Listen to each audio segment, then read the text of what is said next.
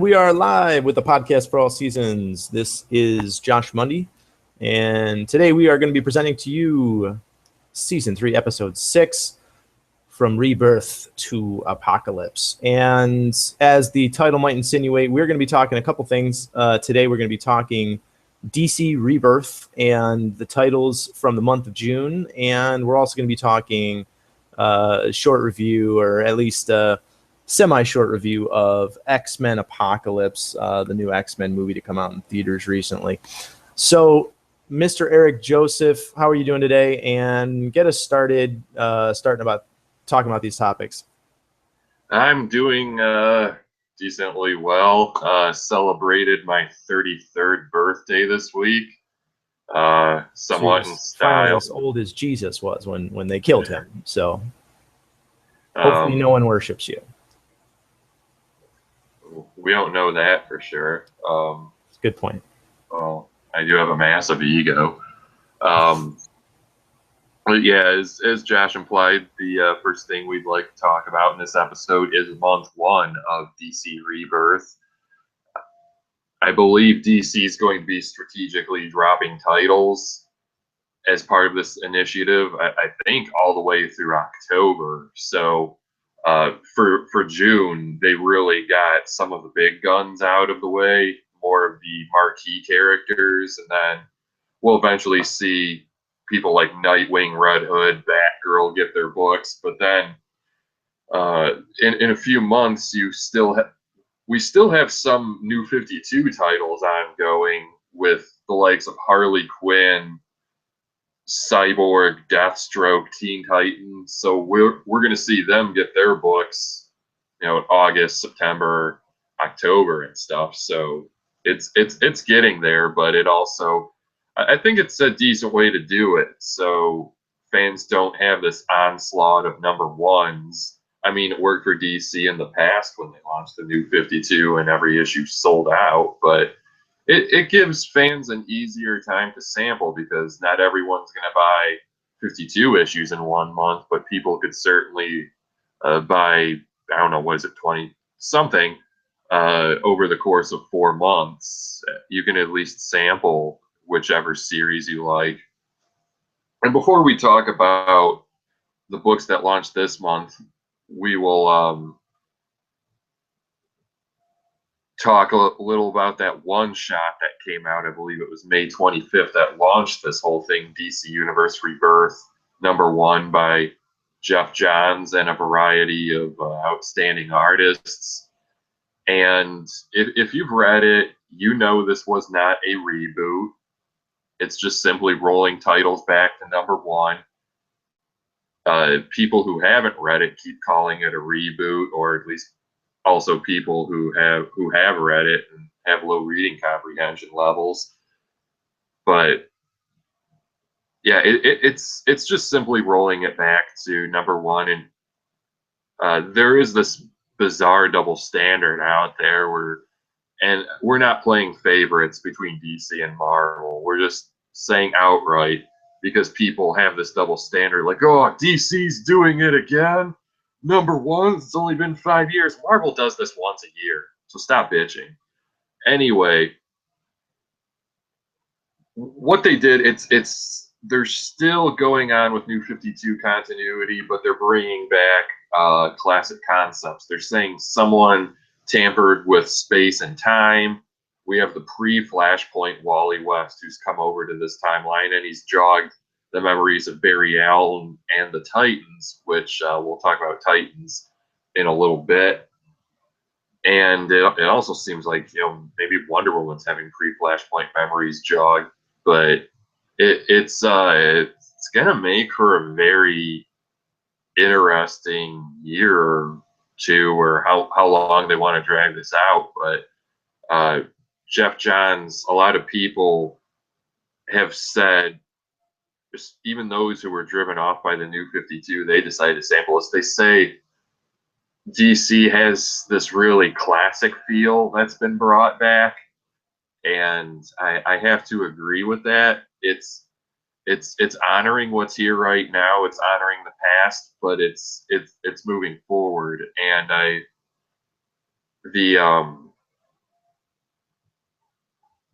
it's making for some good comics, and I don't want to get too ahead of myself before we start talking the individual titles that have launched, but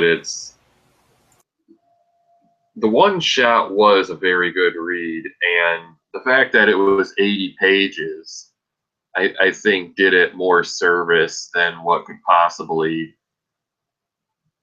have done in, something that was 20, 30 pages, because I mean Flashpoint was, I mean, granted that led to a reboot, but it was a 5-issue miniseries, and this Rebirth one shot, if they wanted to spread it out, that could have easily been a 3 or 4 issue mini. But I'm glad they got a series of great artists to just get it out of the way, and then the next week they start launching the one shots and everything. And it's Wally West really seems to be the key to whatever's going on. But I want to see how Dr. Manhattan is as this antagonist. And Right. So, hey, let's talk about that for a minute. I don't mean to cut you off, but go ahead. Well, so one of the biggest things that DC Universe, the Rebirth special, brought in was, not only was it a great book. So I read a lot of comic books that month. I read Star Wars, I read Captain America, I read that, as well as several other DC titles. I've been doing some backlog reading of some really great titles like Irredeemable. I've been going through the Irredeemable trades, which are phenomenal. But Rebirth was probably, the Rebirth special was probably the best thing that I've not only read in that time. It's probably one of the best single issue special books that I've read in maybe 5 or 6 years. It was superbly written. It had all of the love and heart of these primary DC characters, that classical feel of of hope, and a lot of people make this ridiculous distinction of DC's a little darker and Marvel's bright, and that's none of that is typically true. In the movie universe, it appears to be that way, but in the comics, both of them can get really, really dark, and both of them can get really, really light. And you can take a character like Superman, who's very hopeful and optimistic, and what they did in this Rebirth special was they took a character like Wally West, and the original Wally West was obsessed with the Flash, and they really touch on that, the idea that he had this obsession with the Flash as a kid. He loved him, he looked up to him like a mentor. He was the hero of the city, and instead of him looking up to, say, Superman or being obsessed with, say, a Batman or a Green Lantern, he was obsessed with Flash. Obviously they live in the same city, so Central City, so that it makes sense that he would look up to the Flash, and eventually he ends up essentially going through the exact same process of becoming the Flash that the Flash did, the same exact experiment, or not, failed experiment rather. I think I'm thinking of Dr. Jekyll and Mr. Hyde, but no, the same lightning bolt on the chemicals in the lab, and it hits Wally West and he becomes the Flash. So they kind of go through the back history of not only Wally West, but they go through the back history of some of the things in the DC universe. And then they talk about this nefarious villain who's unnamed, even though we assume that it's Dr. Manhattan from Alan Moore's The Watchmen. And a lot of people, I'm actually a little surprised a lot of people think that that's a really stupid idea, and by no means is he instantly considered a villain, so much as they insinuate that he might have potentially created the DC universe. Even that hasn't been confirmed. It's merely insinuated. And we assume that it's him that took this 10 years of time away from the DC universe. And what they really infer is that it's an extraordinarily meta, and chime in here, Eric, if you feel the need, if you feel like there's something I'm not stating that maybe needs to be stated, but it's this deeply meta book. And what I mean by that is it's metatextual, it's self-referential, it's a very popular and I would say hip way to write comic books at times. Whenever the medium that you're in is self-referential, it usually meta is not a new word, as we know. It's just short for metatextual. People just think meta is a new word because it's so overused these days. That's like how epic has now become this grossly overused adjective instead of a noun these days. It was so epic when I saw that 10 minutes of footage in that television show. No, it wasn't epic. Epic was the 20-year run of Gunsmoke. That was epic. Yeah, there's something you brought up that I don't know if I'm getting the quote verbatim, but it was like at the beginning of the Rebirth one shot. I love this world, but there's something missing. Sure, and in a way, that's it was almost like John speaking. And I think they're hinting that they're going to bring back concepts like the JSA and whatnot. Right. So one of the things that not only Jeff Johns has said in public is that they want to kind of give more emphasis to the hopeful side of the DC universe. And, in a world where Superman exists, in the movies, we see that in a world where Superman exists, it could and would potentially lead to a significant amount of political quagmire. But in a real, in this hopeful DC universe of the comic books, and, in a world where you have this, bright, hopeful man god who's saving the day and the world at any given time. I mean, people look up. Let's just put it this way: people, and a lot more people than you want to admit, they look up to Justin Bieber.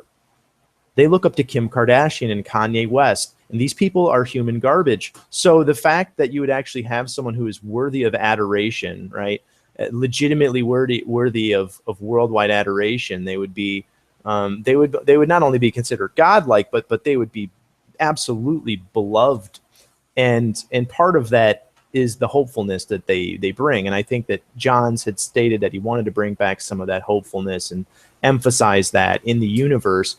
And the Rebirth special, it absolutely does that, and it does it through Wally West in the most beautiful way. It shows that he's got he was touched by the lives of many individuals from the DC universe, including Batman, amongst them, and Iris West, and several others. I can't remember who all he tries to contact as he's trying to get be tethered back to the world. And then finally he meets up with Barry Allen, and Barry Allen almost doesn't recognize him. And at the very last minute, he says, Wally, grabs his arm. He essentially pulls him out of the void. It's this amazing shot. It's a great, full page spread. It's an absolutely great moment for any comic book. That it was definitely the money shot of the issue. And so the last thing that they left off with in Rebirth Special is the idea that we're now tying in at least the universes of Rebirth, or I'm sorry, of DC Universe proper, getting back to some of the classical elements that Eric was talking about, things like the JSA and obviously people like Wally West being back. It was a revamping, it was a jumping off point where we're getting new story arcs in a more fresh way than just the next story arc and an ongoing particulars to be. So what it typically does is, or what it seems to be doing is, it seems to be insinuating again that Dr. Manhattan is this catalyst for what caused this 10-year gap in memory, and what the way that they catalyze that versus the message of hope that Wally West is bringing is that what they've stolen in this 10 years was not just, if you've lost 10 years of memory. No, they emphasize that you've lost quite literally love and relationships and friendships and bonds and the things that tie this universe of superheroes together and make them stronger. And the insinuation is that maybe by doing that, they will make the DC universe weaker. So there's a lot of things going on.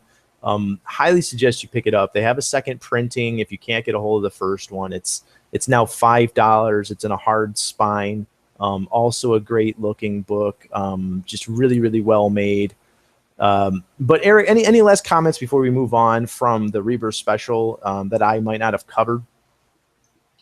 I think you pretty much got it all. Plus, I read it only once, and that was about a month ago, and I have to read like a billion comics week to week. So yeah, you poor bastard. Some things might be a little hazy, but yeah, I just when you mentioned the second printing, I think the third printing's about to hit pretty soon on stands, and it will again be more of a hard spine, but the third printing's supposed to have a new cover with Wally West. I can't remember which artist is doing it though.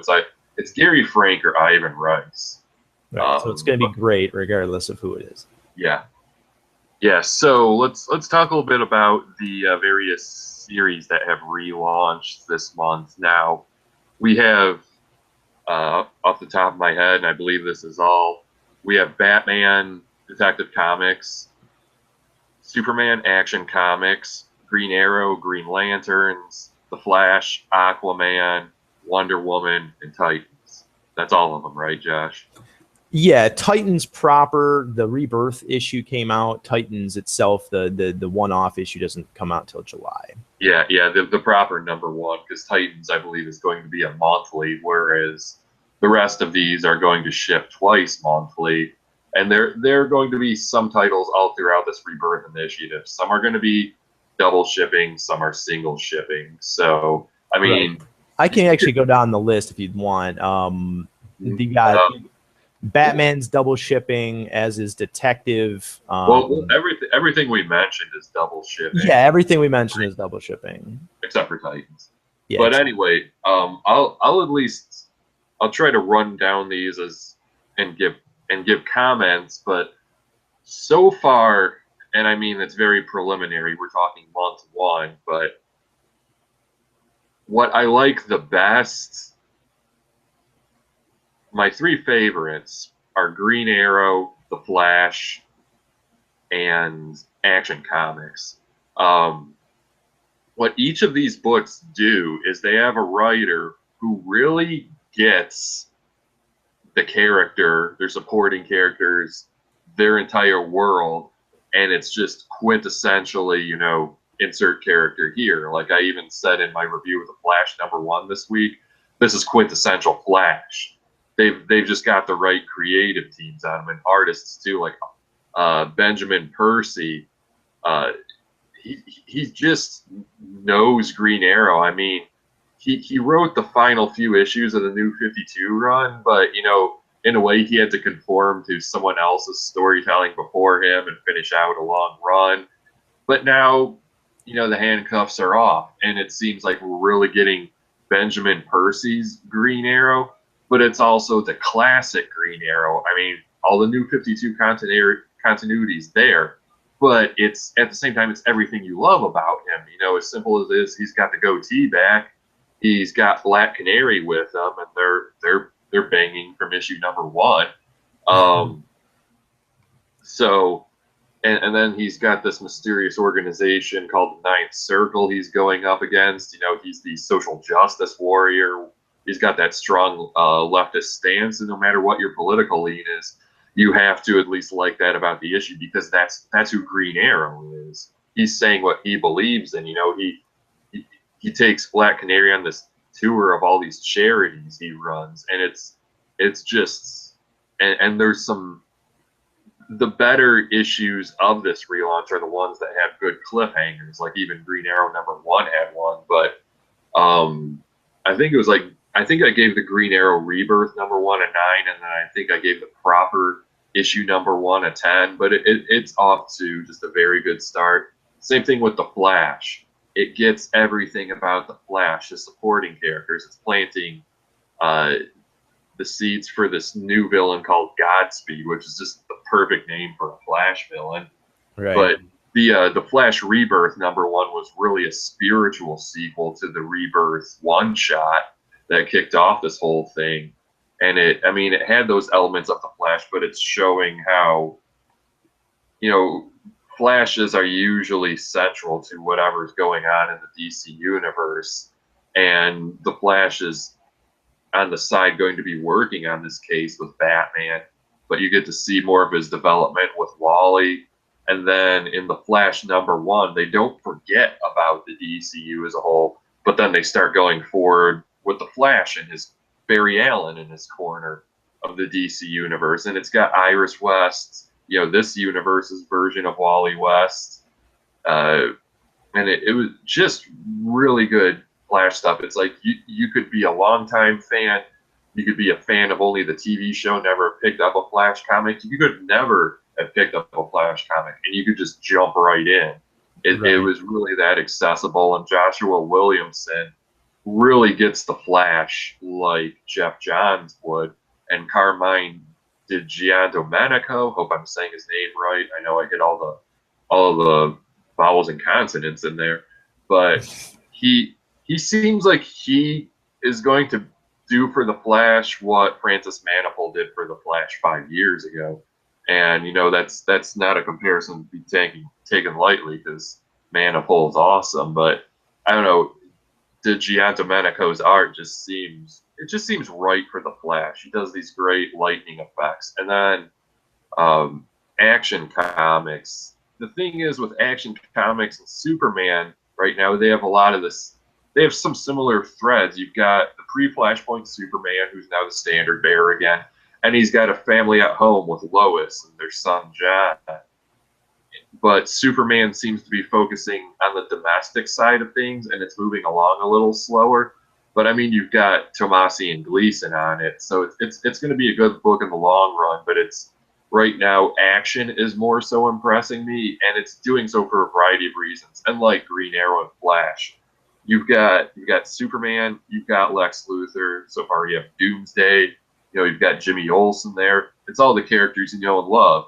But, it really puts the action in Action Comics as well. But it doesn't skimp on the story, and it has all this intrigue, and it has some of the mysteries that, Josh, myself, and some of the guys at Culture Junkies, we felt what's going on in Action is one of the more interesting mysteries in Rebirth as a whole, because, who is this mysterious Clark Kent that's showing up? Clark Kent is back. Exactly. Granted, we're not going to find out who he is until September, because I believe that apparently that's what the solicits have said. But we're going to enjoy the ride, and I guess double shipping gets us to the end of the mystery a little faster, because otherwise we'd be waiting till like the spring to find out. Yeah, and if it sounds confusing to anybody listening that who is Clark Kent, it should be confusing, because you see Superman from the pre-Flashpoint universe, obviously was New Clark 52 Kent. Superman's dead. Yeah, and everyone knows that. Yeah. So Lex Luthor, who's taken on the mantle of being Metropolis' Superman, he's as shocked as anyone to see Superman and Clark Kent in the same place, because again, in New 52 continuity, his secret identity was blown. Right. So he thinks they're both imposters, but we know Superman is a true Superman. But yeah, who is this Clark Kent? Right.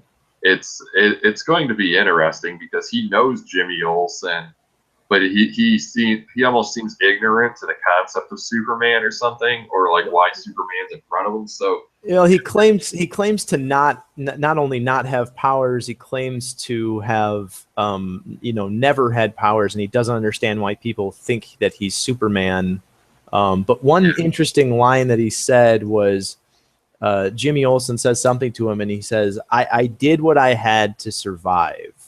And it's taken out of context, it sounds really, really nefarious or whatever. So yeah, we're just not sure if he is a Clark Kent from another universe, but that is definitely one of the more interesting mysteries. And I'd say that's a good lead into Batman, the Batman proper title. That also has some pretty good mystery going on. Yeah. The thing with the Batman books, they're good, but they haven't blown me away yet. That's why in some of my reviews this week, I tried to pick out which was my favorite between Superman and Action and then Batman and Detective. Like I said, with Action, it's because it has all those qualities like I listed with Green Arrow and the Flash. It's just a book And if you like a book that features these characters, and if you like them, it's going to have everything you like about them and what you expect from a story involving them. Whereas, in a way, it's not as fair to compare some of these books because Action's had 2 proper issues, but Superman's had a 1-shot and only 1 proper issue. Same with the Bat books. Batman had a 1-shot and a proper issue, but Detective has had 2 proper issues. But so far with the Bat books, like I said, they're good, but not like truly great. But as of now, Detective Comics is the better one. I mean, Tom King and David Finch on Batman, that's a great creative team, but I guess we've just got to see a little more of the mystery they're building with this Gotham and Gotham Girl. But what I like about Detective is, well, it stresses that detective nature, and it's focusing a lot on character, and it's more of a team up Bat family book because we also have Batwoman, Red Robin, spoiler, Orphan, Clayface is in there, trying to turn his life around. And then Eddie Barrows is just putting out some of the most phenomenal work he's done. Yeah, his art's really, really great. But it just seems like Detective is going to, right now, it just seems like it's going to be the better of the 2. We could be proven wrong, but I like what I've seen from it so far. And then to quickly mention some of the others, Titans Rebirth #1 shows a lot of promise for that series. And again, like I said, if Flash was the successor to DC Universe Rebirth, Titans Rebirth was easily the threequel, because this Titans series from Dan Abnett and Brett Booth, and Brett Booth is also just doing some phenomenal artwork on that book. I've always liked him, and I like Andrew Dahlhaus as a colorist.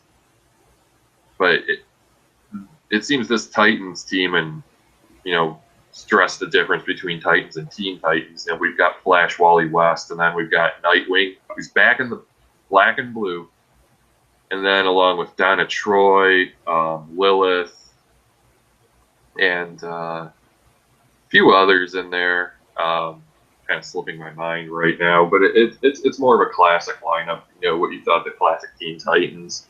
And they're going to be getting to the root of whatever is going on in the DC universe. So that's going to be a book to follow. And then to quickly mention some of the others, Green Lanterns has been pretty good, but it is the flagship book for the GL books going forward, even though there are going to be 2, Hal Jordan and the Green Lantern Corps launches next month. But it seems like you might also have to like Simon Boz and Jessica Cruz, which I don't mind them. I like, the only GL that really gets on my nerves is Guy Gardner to an extent, but it's they're doing something where they're trying to have the next big piece of Green Lantern mythology, which is now what you come to expect from any definitive Green Lantern art. But you're leaving yourself some big shoes to fill when you say Red Dawn, which is the name of the current art, is going to be mentioned in the same breath as Sinestro Corps War and Blackest Night. That's a bold statement to make. So I hope Sam Humphries and the crew can live up to that. But Aquaman it's proven to be pretty good so far. The Rebirth 1-shot it didn't really teach us anything new. I mean, it's a good primer if you don't know anything about Aquaman, but Aquaman #1 itself was a pretty good issue. And Wonder Woman so far hasn't impressed me too much aside from the artwork.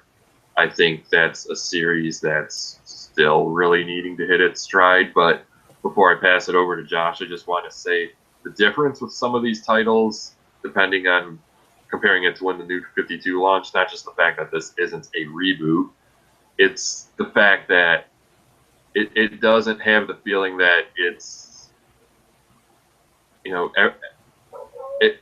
not quite world building. It is getting back to basics, but when you pick up a #1, it feels like pretty much just the start of a new story arc. You know what I mean? It's not like Batman #1 this year did not have the same feel of Batman #1 in 2011. which did pay tribute to Batman's history, and you got cameos from villains. This very much was just the start of a new story arc, but it did return to some familiar concepts. You've got Batman and Jim Gordon on the roof again, and that's nice to see, because not all of us were exactly thrilled about Jim Gordon as Batman, even though the stories with him in Detective Comics were better than in the flagship Batman book. But hey, it's been a pretty solid month one, so it gives a lot of hope to where the next few months are going to go with these titles, and we'll be back in about a month to talk the July titles. So, Josh, your thoughts on Rebirth month one? I actually think that all the titles that I've read, so I haven't read every single one shot that came out, or rather every single number one yet. I have the majority of the ones that have shipped so far, but of the ones that I have read, obviously I've got Batman Detective, Superman Action Comics. I've read Flash, Green Lanterns, and don't think I got to Wonder Woman or Aquaman yet. But I actually would disagree with you a little bit on the Batman books. I think that Batman kind of having this they're doing this whole arc of I believe I'm kind of getting them mixed up in my head now. Detective Comics is there's almost like a group of Batmen trying to attack Batman, and it is more of a family book. I think it's interesting. It kind of feels a little bit more like the Court of Owls-esque in terms of a new big bad. I actually felt the same way about Green Arrow's Rebirth title, in that they're really kind of introducing a big group bad for Green Arrow, which is nice. It'll give him and Black Canary something to fight against, a really big group, something to test his mettle. And I thought Batman was quite good as well. The art is obviously great in both, and Eric's definitely correct. Eddie Burrows is just putting out some really, really great stuff. And I thought that they were trying to really emphasize in Batman, proper Tom King and Batman, they're trying to emphasize really Batman's at like his absolute peak. So, they really showed him, there's a really big event that happens and a big disaster. And he's basically doing everything that a Batman could possibly do to stop a disaster that's way above his pay grade. And yes, there are plenty of things that are above Batman's pay grade, right? He's not, he's not stopping missiles plummeting towards the city or anything like that. And this is not dissimilar. But then, yeah, Gotham and Gotham Girl are these new characters that show up, and it's definitely an interesting mystery.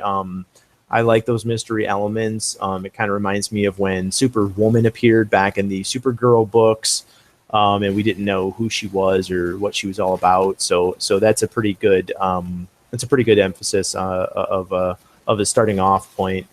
But Action Comics has done pretty well. We mentioned that as well, so I won't go on too much about that. But yeah, there's definitely a little bit more of an emphasis on action in that. It's interesting to see the emphasis on the home life of Superman, the idea that, yeah, he's got a wife and kid at home now. We don't know what we're going to see from Lois Lane. We're finally getting back this classic Lois Lane, and I don't think we've seen her be classic Lois Lane. So that's a slight disappointment. But touching on what Eric said, this whole idea of all of the writers seem to really be nailing the characters. I mean, we'd expect that from Dan Jurgens on Action Comics, because Dan Jurgens is longtime Superman writer, but we'd expect that from you. Yeah, I said in my sorry to interrupt. I said in my action review this week that Dan Jurgens can probably write a Superman story in his sleep at this point. Yeah, I mean, he just pumps them out like it's like second nature. Kind of reminds me like Bendis on Spider-Man or now Snyder on Batman, and there's just certain people who get certain characters really, really well, and it's it's like drinking water. It's just as natural as anything. But Tom King's Batman and James Tynion on Detective as well. But even some of the lesser popular writers like Josh Williamson or Sam Humphries, they're doing really due diligence to the characters, and they're really touching on some of the things that make those characters great. Answer me this question, Eric, and it is an interesting one, I think. Do you feel as though we're getting a little bit more continuity between TV shows, comics, and or movies and comics in a way? Even if only slightly. Do you feel that from the Rebirth title so far? Yes and no, because Green Arrow is doing the right stuff that Arrow is not doing right now. For one, Black Canary's not dead. This is true. Yeah, that's a plus. That and I mean, it's 2 issues. I was going to say it has consistent writing. Right. Yeah, I certainly hope. I don't see Benjamin Percy running out of gas halfway through an arc. The guy seems to have a handle. And not to get off track, but I've never been too much of a Teen Titans fan. But he's writing Teen Titans, which will relaunch in September. So yeah, I'm kind of thinking Teen Titans is in good hands as well now too. But yeah, the Flash. I mean, it's not quite like the TV show. I mean, you don't have the Star Labs crew, and Wally is Iris's nephew instead of his brother. But they kind of have that core of it's Barry, Iris, and Wally hanging out at Jitters. I think they're trying to have it in there, and some of the opening narration in the Flash *1 was, "My name is Barry Allen, and I'm the fastest man alive." Right. Yeah. Right. It was hard to not hear Grant Gustin there. Yeah, exactly. Yeah, and then Wonder Woman, as drawn by Liam Sharp and Jason Pavlik, I think that's how you say his name, doing in Justice League, but it's more color coordinated now with Liam Sharp. He's pretty much drawing Gal Gadot's costume from Batman vs Superman, which was a pretty awesome costume. But yeah, There is some conforming to movies and TV shows, because, I mean, Green Arrow's costume looks quite similar to what you saw in Arrow season 4. He just has the goatee now, but I think there's the right amount of independence. I mean, they're not shoving it down our throats, but I felt like there was a little bit of that cohesion, maybe a little bit more in Flash than some of the other titles, but even with like the wrist guards on Superman's costume, it's shades of the costume from the movies, the recent Man of Steel and Batman vs Superman. Yeah, I think the blue boots actually look kind of cool. Yeah, I mean, it's an old look. I mean, Superman's had blue boots before. I do think it's really funny when people freak out about. I think it was miscoloring mostly, like during the Golden Age. But yeah. At least they've got like a little bit of red trim at the top, so it doesn't look like he's wearing footy pajamas. Right, he's wearing a Superman onesie. But I just felt like there was this mild influence by some of the other universes, the cinematic and the TV universes. But maybe I'm over emphasizing it. But getting back to the titles though, Superman is definitely a decent title. The Flash was a really good one, and you nailed it with Carmine Domenico, I think that's it. Really long name. I definitely think, as far as Flash artists, he's kind of spiritual successor to Francis Manipul's Flash art, which is just top notch, and a lot of people liked it. I'm waiting to see. I liked Rob Sonroka on and Adrian or Ardian Syaf on Green Lanterns, but I do love me some Ethan Van Sciver, so I'm waiting to see Hal Jordan and the Green Lantern Corps, some of the art from that, because even the main splash page for the cover looks just great. He just draws a great Hal Jordan, and he always nails Green Lantern art really well. But overall, I feel like the books are really, really solid. I feel like everything's getting to a pretty great jumping off point. An interesting one in the Aquaman Rebirth title was, now there's an embassy between Earth and, I should say, the land that is America. It's outside of the United States. Yeah, but essentially land and the Sea King kingdom of Atlantis. Now there is this large embassy that Arthur's trying to, aka Aquaman is trying to have better relations between the sea and the land. And I thought that the narration throughout the title was really great. It's actually, you don't find out to the very end. It's narrated by Black Manta, but he really talks up Aquaman as quite the badass, which is pretty great, because if it's coming from your villain, like your arch enemy, it's pretty great that he's talking you up as like, you're some great thing. Obviously he sees him as more than just like, oh, I'm going to defeat him and I'm going to do it easily. No, he gives Aquaman his props. But yeah, I'm going to kill him. I thought that the Aquaman Rebirth title was really, really decent. It wasn't perfect, but. So you didn't read Aquaman #1 proper yet, right? No, I haven't read Aquaman, read Aquaman 1 proper. Okay. Yeah, you get to see just how evil and calculating Black Manta is in that book. I mean, Black Manta hates Aquaman so much he would probably pee in his ice cream tray. I mean, you really have to read it. All right, yeah, I feel like if Lex Luthor hates Superman just slightly less than Black Manta hates Aquaman, but at the end of the day, Lex Luthor will fight with Superman if he has to save Earth, because he believes in Earth, But if I feel like Black Manta would burn the whole thing down if it meant Aquaman would die. So that's actually he's a great villain. He's a great foil for Aquaman. But the Flash has definitely been interesting as well. And but I feel like each story has this really good jumping on point in terms of, if you aren't a fan, let's say you're a fan of the show, The Flash, and you don't really know a lot about the comics, you could really easily get into this, and you're going to be familiar with most of the characters. They introduce a couple in the first issue that aren't really famous characters, but the police chief, Iris, Wally West, obviously Barry, and that makes for a really, really easy experience to jump into. Now, granted, Green Arrow isn't exactly like the show. The Black Canary,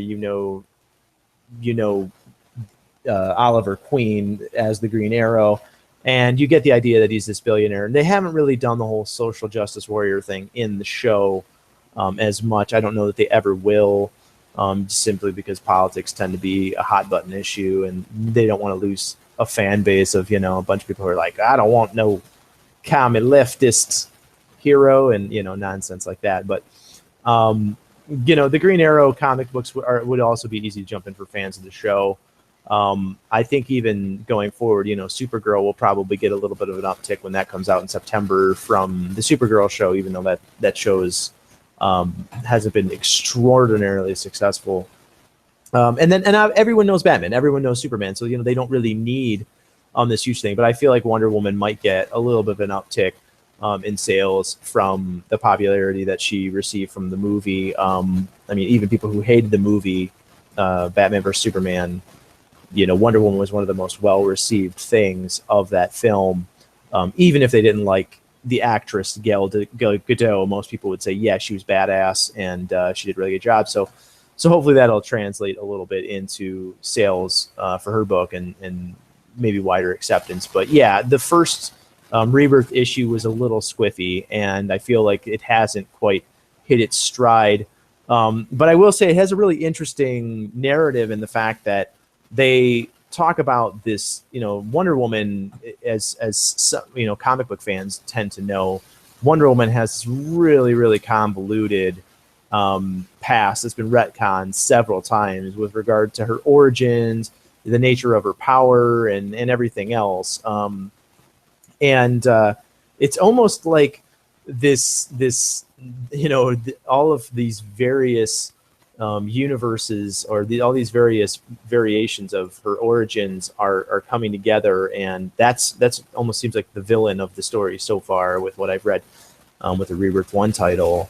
But yeah, we're getting more back to classical Wonder Woman. Ares, the god of war, is in the gigantic suit of armor instead of looking like just some old man in bloody pants, which was a really strange look for the New 52, in my opinion. But I get it. I get it. It just looks like an old man who's just walking through death. But yeah, having the god of war look like someone who would go to war in ancient Greek times, makes a lot more narrative sense. But overall, Eric, how would you rate, the DC Rebirth titles so far on a scale of 1 to 10, as a whole, not individual titles, obviously? Well, so far for the month of June, I'd say overall it's a 9. I mean, it has its very, very strong points, like the Flash, Green Arrow in action, and then even the weakest of the bunch, which I felt to be Wonder Woman, still wasn't bad. It just, like I said, we both said it just needs to hit its stride, but I mean, it still gets to the core of Wonder Woman, and none of these titles have steered any of these characters wrong. In the next few months, I not every Rebirth title that launches between now and October will probably be great. Who knows? They might. We'll see. But it's just when you get so many titles, odds are one or two aren't going to be good. Right. So we're going to have to see how it pans out. But yeah, at least these titles are very promising. And like we said, we're going to keep talking about all the new ones throughout the launch. So any last words before we start talking X-Men? No, I'll just say that I would also give it a 9. I mean, all of the books have been really well done. They definitely have that, classical hopefulness, and they have the intrigue and the mystery where it needs to be, and the excitement where it needs to be. If this isn't exactly what DC wants in terms of going forward and getting people invigorated into reading books, then I don't know what is. But I really do think that they nailed the nail on the head, as it were. But yeah, let's get into X-Men Apocalypse. What'd you think? Well, we promised to review this on a previous episode, so we're going to. Plus, it's one of the big comic book movie releases of the year. Our review might be a little brief because not only are we running toward the hour in this episode, it's been damn near a month since I saw the movie. I saw it only once in theaters, whereas Josh saw it this morning. So it's a bit more fresh for him. I will say I don't really know where a lot of the criticism for this movie came from, I should say. Number one, I'll at least say it's quite possibly the most visually impressive superhero movie ever made. The visual effects were just off the charts, the use of color.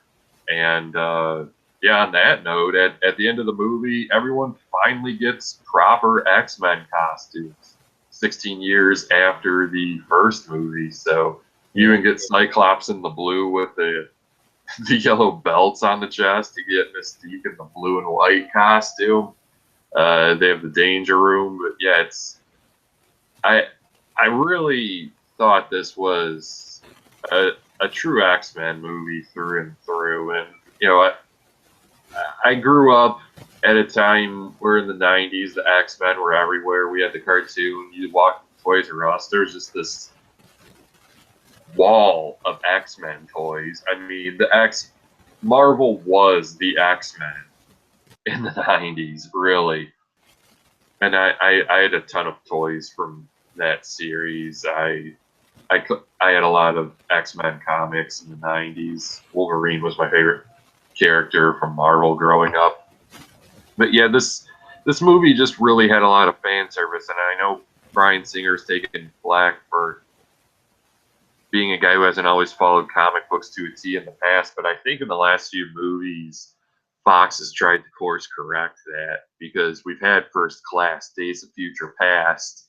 Now, I mean, they couldn't call it Age of Apocalypse because Age of Ultron, but then we're going to get what seems to be an Old Man Logan movie next year. So, really taking hard inspiration from the comics. And I really did like this movie, even though I think it's the weakest of the First Class trilogy. But I mean, First Class and Days of Future Past, especially, which remains my favorite X-Men film, left some big shoes to fill. So, um, I mean, it's not saying anything against Apocalypse. Plus, I know they had 2 years to get this movie together, as opposed to 3 or 4. But it was really it didn't disappoint me. I know some people bitch about the Four Horsemen lineup not being quite what it was, but in the comics. But I mean, it was cool to see Archangel and others, and then see uh Jean Grey, uh, Cyclops, Storm come together for the first time in this reset timeline, and um, we get a little bit of hint of the Phoenix, and if they do it in the next one, they're probably going to go closer to the comic books because they know they screwed up with The Last Stand, and they pretty much casually acknowledged that in this movie, taking a shot at third movies in the franchise. I also liked Apocalypse as the villain. I didn't think he deviated from the look as much as other people said he did. I think he looked like Apocalypse. And that one picture where everyone was calling him Ivan Ooze, they just said it was the way the lighting in the scene was. It made him look a bit more purplish. I think he was a pretty imposing villain. He was pretty powerful, but in a way they had to make him less powerful because um, talking spoilers here, people.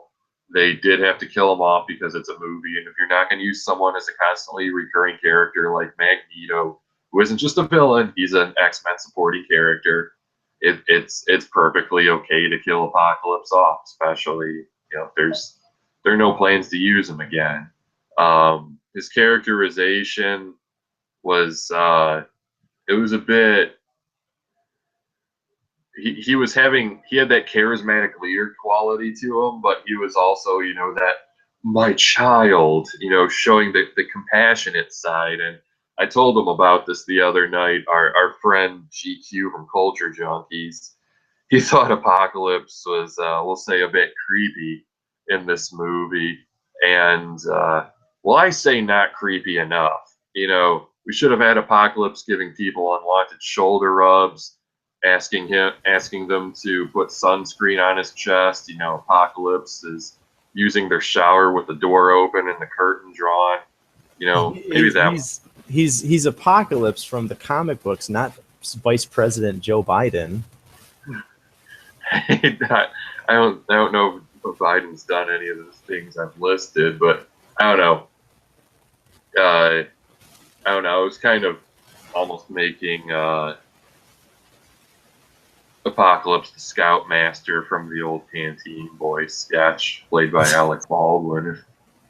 I was hitting some of those major beats, but yeah, I mean, it did work, and you did get the sense that you wanted to exterminate humankind and was all for mutant kind, and Magneto especially went through a good character arc in this movie. I thought they gave him a bit of depth, and it's like just when he thinks he can have a life, he gets a reason to hate humans. I do hope they have the chance to explore the relationship between he and Quicksilver in the future if Fassbender elects to come back. Again, Quicksilver was a show stealer. I kind of I thought it was cool when "Sweet Dreams" from the Eurythmics kicked in. The moment he appeared on screen, it's also kind of funny how these movies are a decade apart, but no one really ages much. But oh well, it's Hollywood. But the next movie they said will take place in the '90s, which as we kind of said, is a good time to set an X-Men movie. Maybe we'll see some mullets in there. I don't know. Get a few new characters introduced. Seems we might have a bit of a sinister villain coming up, which is long overdue. And oh yeah, let's not forget the Weapon X cameo in this movie. Of course, it seems like they don't ever want to do an X-Men movie without Hugh Jackman involved, even in the slightest. But yeah, we get the actual Weapon X with the headgear, which it was pretty epic. Yeah, it's pretty cool to see. But yeah, overall, X-Men Apocalypse satisfied me very much. I'm still all in the franchise. I don't know why people said this was possibly a franchise killer or it screwed things up. It was the X-Men. It's not like it was X-Men: The Last Stand or anything like that. It was very satisfying, and overall, I'd say I'd probably give it like an 8.5. So, Josh, the floor is yours. Yeah, it's a lot more fresh in my mind. Like Eric said, I saw it today. Unfortunately, I put it off a lot longer than I intended to. But yeah, it's funny. Most of the time when I see a movie that people tend to really, really hate on, as an example, I will give you Fantastic Four.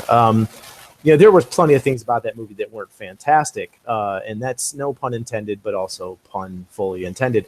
And there were certain parts in that movie that I felt like the characters didn't gel. There was certain parts in that movie where I felt like they didn't narratively feel true to the characters of the comics. And then there was others when they nailed them. And I get why some of the reasons that people didn't like it, but the amount of hate that film got did not meet up with my viewing of it. I just, when I saw that movie, I was like, oh, yeah, there are many, and I mean many, worse comic book movies than this movie. And, was it better than the original Daredevil? Probably a little bit better. And it definitely was rated worse, which makes me question the veracity of critics. And hence my next point was after I saw this movie, I was like, wasn't this rated really poorly? And so, I'm looking at reviews afterwards. And, I think that when movies start to do what the majority of movie audiences like, which is when they go to see an action movie, there's lots of action. When they go to see a movie about a villain who has the powers to destroy the world, you see a lot of destruction. And when they actually give the people what they expect, that is an instant turnoff for critics, in my opinion. And I just don't, it's like, oh yeah, it was destruction porn. It's about a guy who wants to destroy the planet and kill all humans. Yeah, it's supposed to be destruction porn. Like, what did you think when you saw that, shitty John Cusack film, 2012 or whatever, about the end of the world? Yeah, you went to see a movie about the destruction of the world and you thought it was too much destruction. It's like, don't go see the next Independence Day, I'll tell you that, because those trailers, that's just a destruction. That's destruction porn at its finest. That's a Roland Emmerich level destruction porn. But yeah, so I enjoyed the movie. I thought that it was a very solid X-Men movie. It definitely was leaps and bounds better than the previous third of a trilogy, the Last Stand, X-Men: The Last Stand. I do find the irony in them talking about Star Wars, saying that Jedi was the least strong of the original trilogy of Star Wars. And yes, we all agree that the third movie in a trilogy is the worst, and they're the third movie in a trilogy. So there's some self-referential irony. And it also made me question how many legitimate trilogies had come out at the same time. Like how many full trilogies had there been by the time? There wasn't a whole lot for them to choose from in terms of bad ones. But anyway, I digress. Yeah, we saw a lot of classic iterations of the characters. We saw pretty classics. Cyclops. I mean, granted, Scott Summers wasn't the charismatic leader that one would want or expect from this actor, but or from the comic books. But at the same time, he's a high school kid. He's a very young kid, and I thought that Sophie Turner's Jean Grey was unexpected and pretty decent. They didn't firmly establish the extent of her powers enough, I don't think. I mean, they have one scene where it's when Apocalypse essentially gives Magneto, one of the powers that Apocalypse has is that he essentially increases the power of the mutants around him, and so when he does this to Magneto, all of a sudden, Jean Grey has a psychic vision of the destruction of the world, and she shakes the mansion. She shakes the Xavier mansion, and so we get an idea that she's powerful, but they just don't really fully establish it. The only really scene that they had in the movie that gave you some indication was the fact that even the other mutants think that she's kind of a freak because she's maybe a little bit too powerful. And so it's interesting, but the way that her and Cyclops kind of they have a really awkward meet cute, and then kind of have a better secondary meeting later when Cyclops gets his ruby quartz glasses that Beast just had laying around, as the quote goes. Yeah, I just had some ruby quartz laying around and I figured I'd make these glasses for you. Hopefully it will diffuse your extremely devastating concussive blasts coming out of your face. Anyway, the characterization of most of the characters was good. I did feel one criticism that I saw of the film was that certain characters weren't given enough to do. They were referencing Jennifer Lawrence, and I would say that I agree with that. She is a really strong actress. She's been a really strong part of the series up till now, so I don't know why her character kind of took a backseat. They reference the previous film, and they kind of show that she's a mutant hero, because she stopped the evil Eric Lencher, aka Magneto, in the last film from killing the president. And so you get this idea that she's a reluctant hero. It's the classic, notice that every single hero in every single superhero show and or film recently, don't call me a hero. I'm no hero. I'm gonna go save this busload of kids. So she's a reluctant hero. And I felt like they underutilized her. I did like, I think his name's Cody McPhee Smith's character of Nightcrawler. I thought he was decent. I didn't think he was overused. I don't think he was underused. I thought he was just about right. Magneto was used just about as much as he should have been.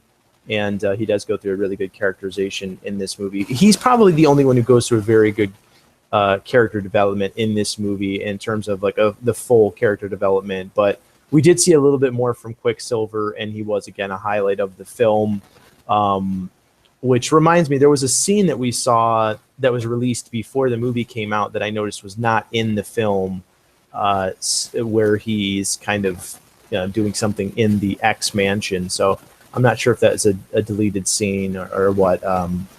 But his character was done really, really well. And maybe we'll see the development of relationship between him and Magneto, who is his birth father, even though Magneto does not know it. But Apocalypse, I didn't think he was as great of a villain as as he could have been. I don't think he was even as good of a villain as Magneto was in the second film, where he's really kind of going full, I'm going to take out the leader of humanity kind of thing. And I get the whole charismatic leader. I have to side with Chris on this one. He came off a little bit creepy. Chris and the Culture Junkies, he had indicated he came off a little bit of, this creepy voice. I do get the idea that when you talk in terms of great leaders in politics, they tend to be loud, boisterous men and loud, boisterous leaders who kind of incite people to revolution. This is historically true. But if you're going to also lead people to die and kill for you, sometimes you do it very subtly. And if you don't believe me, I'm sure you can just ask Charles Manson's followers. But I thought that he was a little bit weak T. Obviously, they had to nerf his powers significantly because there just isn't enough power in the X-Men to really fight them. I did feel like they were significantly outmatched going into the final fight. And, of course, our heroes come out on top, which was to be expected. But, I just didn't think the movie was nearly as horrible as some people tended to insinuate. And granted, it wasn't I thought that the Days of Future Past was a better film for sure.